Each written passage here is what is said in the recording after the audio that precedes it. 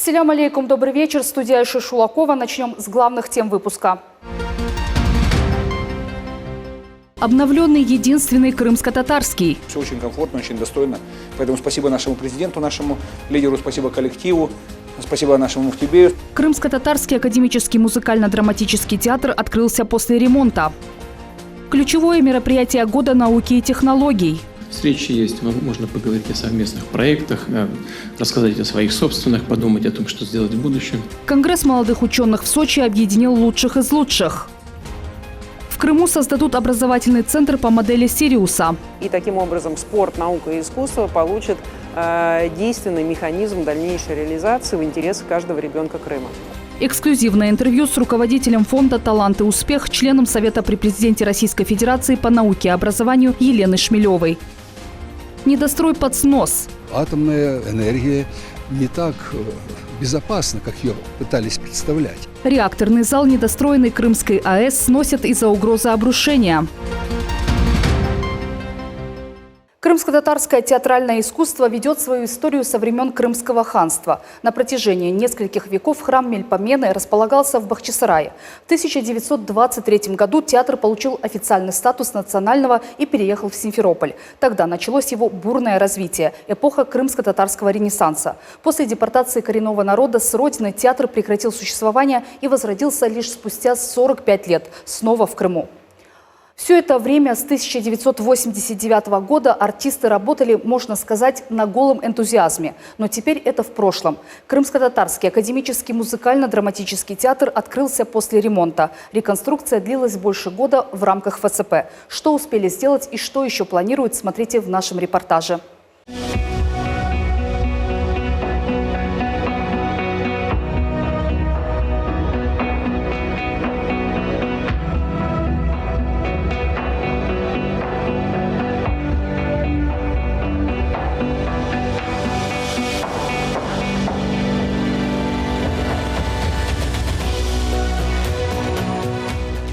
В просторном балетном зале репетируют постановку, артисты готовятся к выступлению, как и оркестр, этажом выше.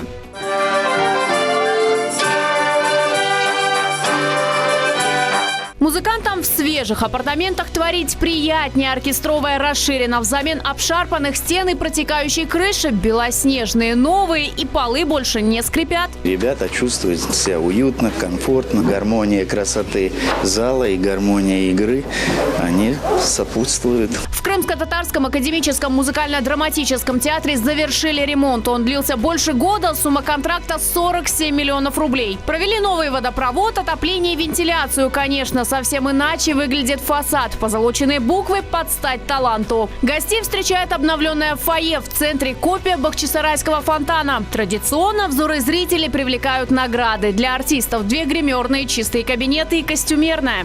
Театр продолжал работать, несмотря на ремонт. Артисты не смогли оставить своего зрителя без культурной жизни. Вот и сейчас они репетируют программу, которую покажут в Турции в дни крымско-татарской культуры.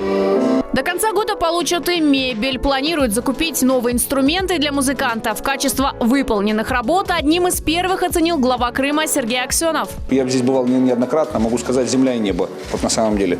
Условия созданы и для тех, кто творит и вдохновение здесь получает, но и для тех, кто будет приходить смотреть. Мне кажется, что все очень комфортно, очень достойно.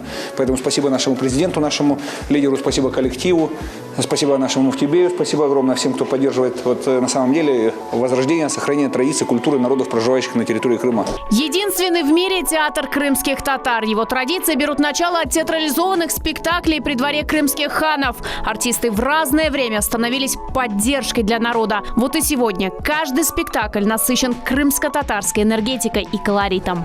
Я хочу пригласить всех наших зрителей, всех тех, которые неравнодушны к культуре крымско-татарского народа и просто к театральной культуре, пригласить на премьеру 16 декабря в 18:30 Лопе де Вега «Собака на сении». Добро пожаловать!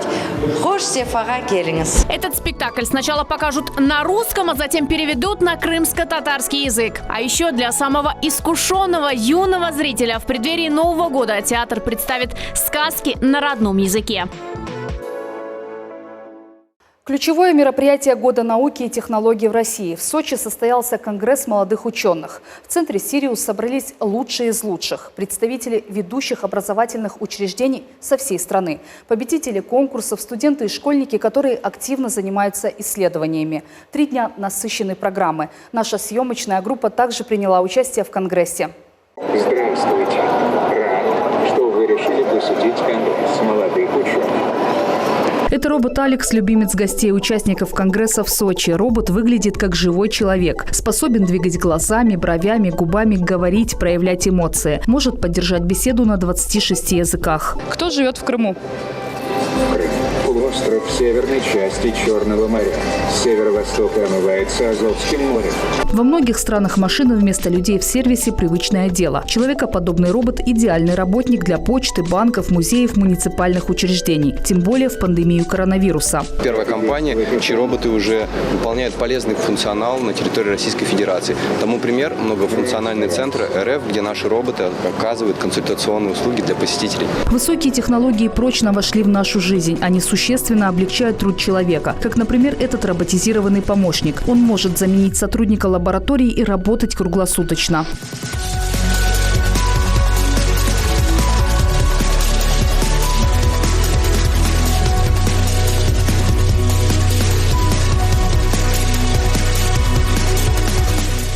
Сейчас он заточен только на один механизм, но если поступят еще какие-то заказы, предложения, то мы сможем написать новое программное обеспечение, которое переквалифицирует нашего робота на другой проект. А этот прототип создан Федеральным центром мозга и нейротехнологий. Передовое оборудование позволяет проводить ультразвуковую диагностику удаленно. Мы сейчас находимся с вами здесь, в Сочи. Врач одевает AR-очки и при наличии джойстика, соответственно, может проводить манипуляции. Сама стойка уезжает в отдаленные участки России, где диагностика труднодоступна. Для стойки требуется медицинский персонал, который подведет к пациенту ультразвуковой датчик посредством роботизированной руки, и дальше проходит уже диагностика.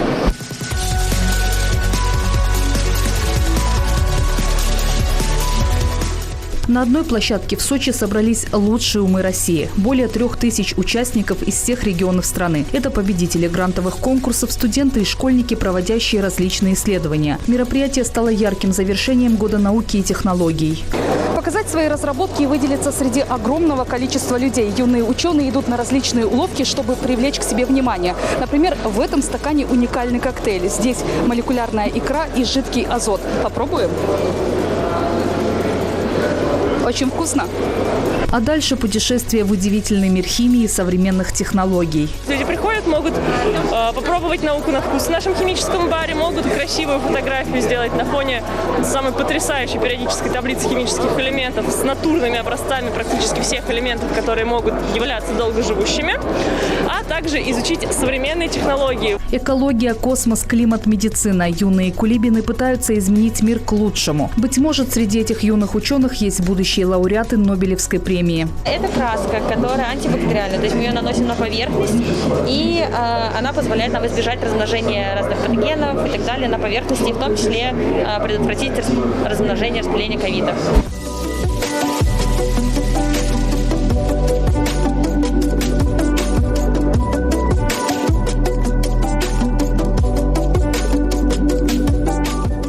Дня насыщенной программы. Лекции, конференции, выставки, круглые столы, дискуссии о развитии новых технологий и стартапов. Молодежь сегодня по всем опросам демонстрирует, что хотели бы попробовать свои силы в интересных, уникальных проектах. Поэтому вот платформа университетского технологического предпринимательства, которая будет развернута на базе ведущих российских университетов, даст возможность массово нашим студентам попробовать свои силы.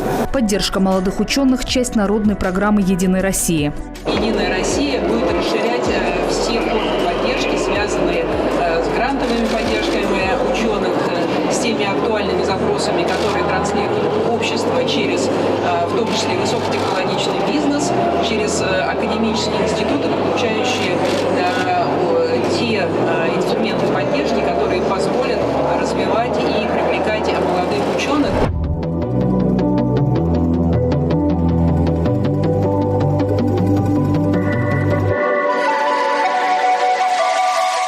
участниками конгресса встретился президент России Владимир Путин. Глава государства подчеркнул, интерес к науке в нашей стране в последние годы растет. В начале 2000-х у нас ученых до 40 лет было менее 25%. А сегодня это почти 50%.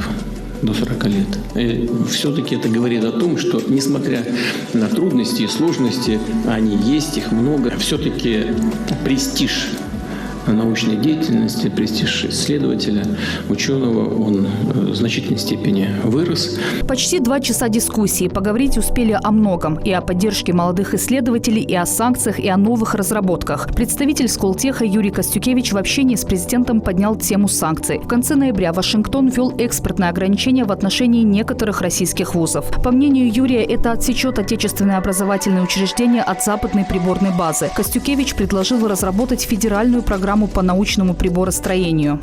Я занимаюсь масс-спектрометрией, ее никто не знает, что это такое, но на самом деле вы с ней сталкиваетесь постоянно, потому что ни один спортсмен не получит золотую медаль, пока его не проверят на масс-спектрометре, что он не принимает допинг. Ни одна колбаса не попадет на прилавки магазина, пока этот прибор не подтвердит, что в ней нет ядов и токсинов, и никакая партия зерна не уйдет на экспорт, пока этот прибор не докажет, что она чистая. Поэтому отрасль очень важна. Глава государства внимательно выслушал все вопросы и пообещал, что вынесет их на обсуждение Госсовета и Совета по науке. В целом Владимир Путин позитивно оценил идею проведения встреч, аналогичных Конгрессу молодых ученых на уровне регионов.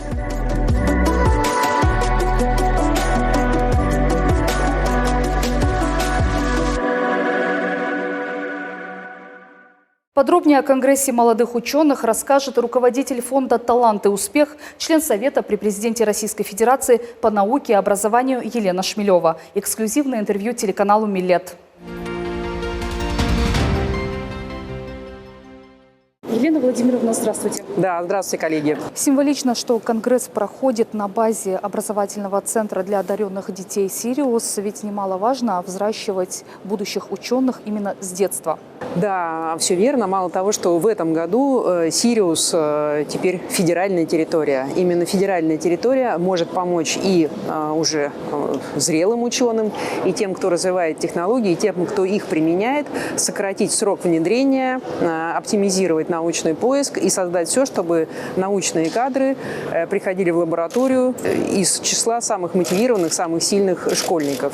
Конгресс молодых ученых – ключевое событие года науки и технологий. Более 3000 участников, география обширная. Какие перспективы открывает для участников? Это действительно итог года, но не только за этот год делалась та работа, которая представлена здесь сегодня. Очевидно, что национальные приоритеты, критические технологии каждого региона, научно-образовательные центры, научная коллаборация, действительно применение технологий и оценка качества жизни, как меняется она в связи с тем, что сегодня применяются и развиваются эти технологии. Это предмет сегодняшнего обсуждения, независимо от возраста участника. Очевидно, и сейчас Владимир Владимирович это подчеркнул отдельно, эта работа будет продолжаться. Десятилетия, форматы, которые сегодня примут регионы на основании того, что будет обсуждаться или там будет приниматься на Конгрессе, это все то, что повышает качество научного поиска и уровень планирования научных исследований. А именно, они становятся действительно глобальными являются вызовы, но доступным становится инфраструктура исследовательская. Таким образом, мы видим, что молодежь сегодня хорошо осведомлена о реальных проблемах каждого из регионов и каждого из отраслей. По-вашему, какие инновационные направления стоит развивать в Крыму? Вы знаете, во-первых, интеграцию общего и дополнительного образования. Мы очень хотим, чтобы каждый крымский школьник мог воспользоваться всем тем, что есть в российской системе педагогических практик. Именно предметное знание, межпредметное знание, проектная работа, научно-технологическая работа, конкурс «Большие вызовы» – это все то, что доступно ребятам, все то, что сейчас мы видим на платформе «Сириус» курсы, учатся и школьники, учатся их педагоги, даже некоторые родители уверены, что этот охват будет расширяться. расширяться. Уже за счет центра, который откроется, я знаю, в 2023 году, уже коллеги много для этого сделали, в Крыму по модели Сириуса. И таким образом спорт, наука и искусство получат действенный механизм дальнейшей реализации в интересах каждого ребенка Крыма. Крым относительно молодой субъект Российской Федерации. Как вы оцениваете развитие науки в целом? Развитие будет быстрым в тех приоритетных областях, которыми, наверное, относится и федеральная территория. Если брать Черноморское побережье, акваторию Черного моря, все, что связано с беспилотными электродвигателями, экология, все, что связано с органическим хозяйством, озеленение, зеленая платформа, вот мы называем проект, который вместе, например, с Никитским ботаническим садом и с Институтом растениеводства делаем. Все то, что позволяет усилить подготовку кадров в интересах развития, как мы называем их, критических технологий. Но на самом деле это те технологии, которые определяют во многом и облик сельского хозяйства, и облик современной биологии, генетики, наук о жизни. И мы уверены, что благодаря тому, что на федеральной территории будет строиться университетская медицинская клиника, мы увидим серьезные изменения в здравоохранении, а также в развитии медицинской науки и подготовки кадров. Спасибо, Елена Владимировна, спасибо. От Крымской АЭС не останется ни следа. На востоке полуострова приступили к демонтажу реакторного зала недостроенной атомной электростанции. Этот символ ушедшей советской эпохи много лет привлекал туристов. Стал своего рода арт-объектом. Для любителей острых ощущений здесь устраивали экскурсии и дискотеки, несмотря на то, что недострой находился в аварийном состоянии. 3 насосные станции уже демонтировали. Без траты бюджетных средств, но с прибылью для республиканского кошелька. Все стройматериалы, полученные при сносе, будут переработаны и в дальнейшем использованы на других стройках Крыма. Репортаж Эльмаса Блакимовой.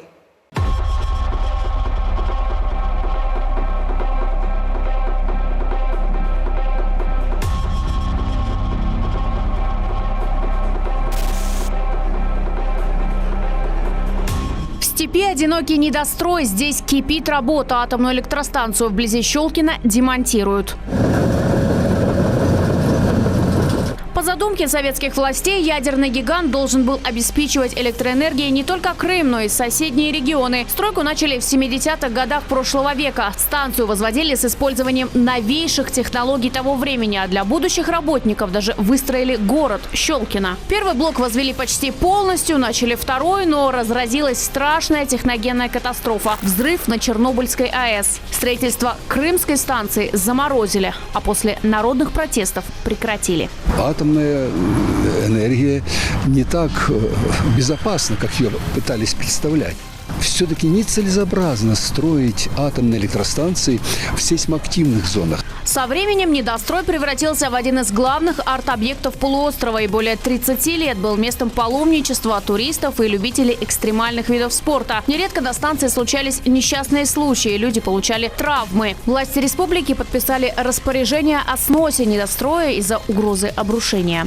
За 2,5 месяца разобрали 3 объекта. Это один из них, бывшая насосная станция, но это только подземная ее часть. Она уходит вглубь еще на 6 метров. Для того, чтобы ее демонтировать, здесь вырыли котлован, заезжает техника и понемногу разбирает основание.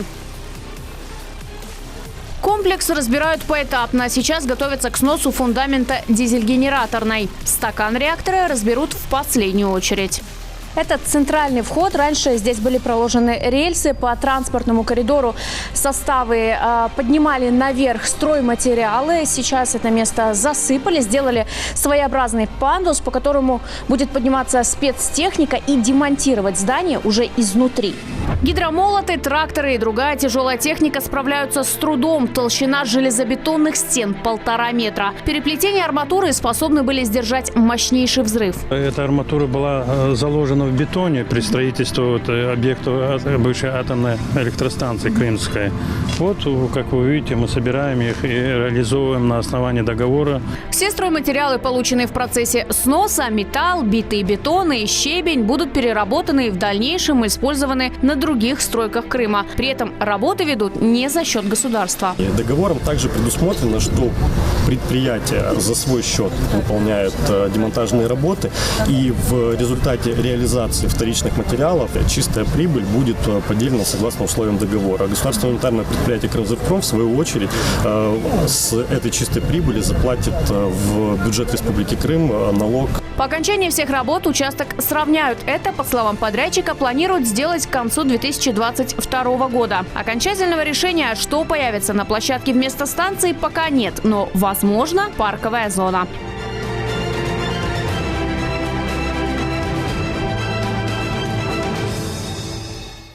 Такова была картина уходящей недели. До встречи в следующие выходные. Всего хорошего.